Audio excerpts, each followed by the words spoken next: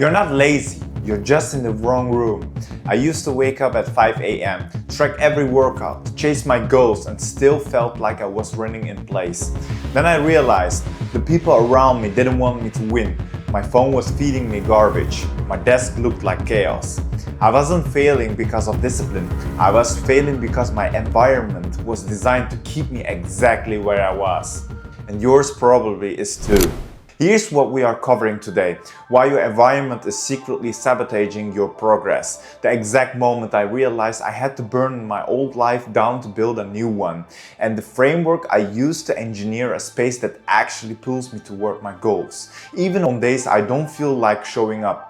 This isn't about motivation. It's not about another morning routine or some quote on your wall. This is about understanding that you are a product of your surroundings. And if you don't design them intentionally, they will design you by default. Let me show you what I mean. A few years ago, I was working at a grocery store. Then I moved to another job, still trading hours for a paycheck. But I had a bigger vision. I wanted to build my own business. I wanted freedom. I wanted to create something that mattered. The problem? Nobody around me cared. They were fine clocking in and out, fine with weekends and small talk, fine with staying exactly where they were. And slowly, without even realizing it, I started to become fine with it too. That's when it hit me. I wasn't surrounded by bad people. I was surrounded by the wrong people. They weren't chasing their potential. They weren't uncomfortable. They weren't hungry. And because of that, I wasn't either. I was copying their energy, their habits, their ceiling. So I made a decision. I changed my environment. I walked away from comfort and everything shifted. That's what this video is really about. You've probably heard the saying, you are the average of the 5 people you spend the most time with. But let me take it further. You're also the average of the content you consume, the physical space you work in, the conversations you have daily, the standards you tolerate around you.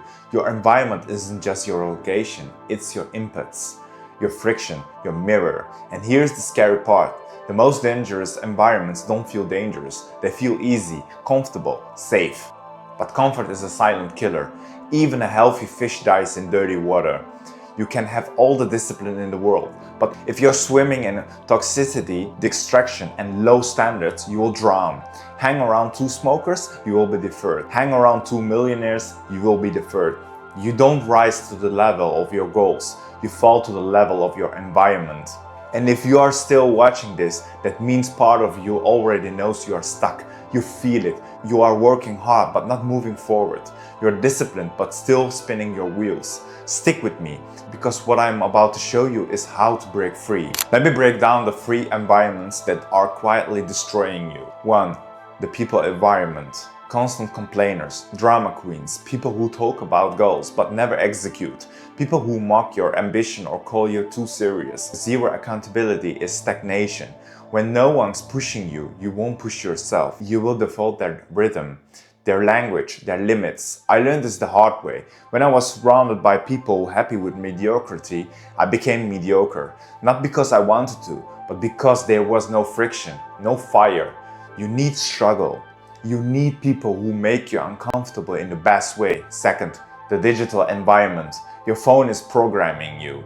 It's feeding you gossip, TikTok trends, endless scrolling, drama, noise, junk content, designed to keep you distracted, not elevated. Think about it. How much of your daily input is actually building you and how much is just filling time? Your brain is like a hard drive. If you keep downloading garbage, you are going to get garbage output. 3rd, the physical environment. Your desk is cluttered, your walls are blank, your space has no structure, no reminders, no system. When I feel off, my space keeps me locked in. My setup forces me into the right mode. My visual goals reminds me who I'm becoming. But when your space is chaotic, your mind follows. Environment too easy is result too soft. Now here's the shift. Here's where it gets practical, because you can't just remove toxic people or delete your phone and hope things change. You have to build the right environment, intentionally, strategically. Let me show you how. Step 1. Audit your circle ruthlessly. Write down the 5 people you spend the most time with. Ask yourself, do they challenge me? Do they build me? Do they support my vision? If the answer is no, you need distance. Not hate, just space. Keep only the people who make you better, the ones who hold you accountable, the ones who are also building something. Your circle should feel like a team, not a trap. Step 2. Clean your inputs. Do this challenge with me right now. 1 week, positive programming only. No gossip, no junk content, no doom scrolling, only growth. Feed your brain. Podcasts, mentors, long-form content. Not shorts, not trends, not distractions. I promise you, your mindset will shift in 7 days. Step 3. Design your physical space. Your environment should show who you are becoming, not who you were. Clean desks, clean walls, visual goals, structure. When I walk into my workspace, it pulls me into focus, even on bad days, even when I don't feel like it. Your space should do the work for you. Set it up so that doing the right thing is easier than doing the wrong thing. Step 4.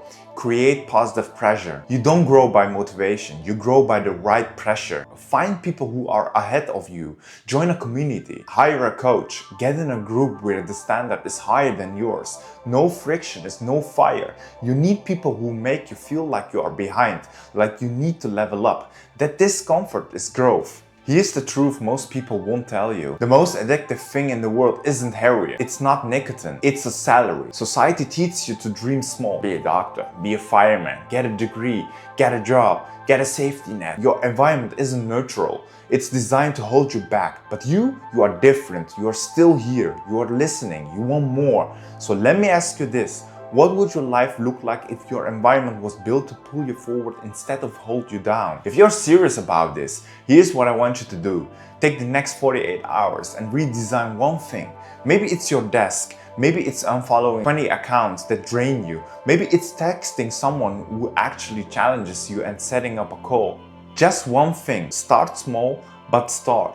Because here's what I know, you're not lazy, you're not broken, you're not stuck because you lack discipline. You're stuck because your environment is working against you. Change the room, change the inputs, change the circle, and watch everything else change with it.